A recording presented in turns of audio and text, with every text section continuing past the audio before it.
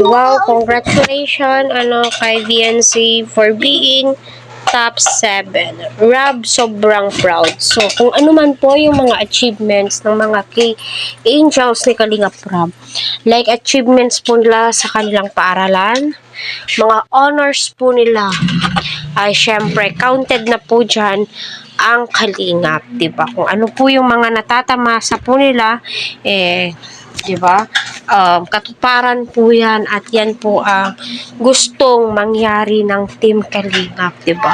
Yung tipong wala na po silang problemahin, maliban sa pang-araw-araw po nilang pangangailangan, ayan, sinagot na po ng Team Kalingap. Kaya unang-una sa lahat, napakaswerte po talaga nila Viancy at ng ibang key angels kasi andyan si Kalingap Rob and the sponsors at ang kanilang mga ka-lovebirds na tulungan sila, and syempre kailangan din po nila ng mga positive advice dahil sa mundong grabe, di po natin mapiplease ang ilan. Kaya kung napapansin nyo, lahat ng key angels matatag na matatag po sila at never mo po silang makikitaan na manghihina, diba? Kasi nga po, di po nila iniisip, kasi nag-a-advise sila Kalingap Rob na normals lang po yan, mga pangbabash.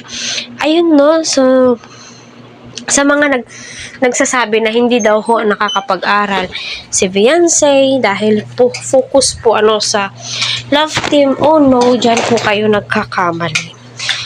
Kaya nga minsan walang upload, late nang maka-upload, every 2 weeks, minsan every week, kasi nga po busy po yan sila sa kanilang pag-aaral, may mga projects din po yan sila, kaya intindihin po nating mabuti, and syempre pasalamatan po natin kung may mga upload, diba?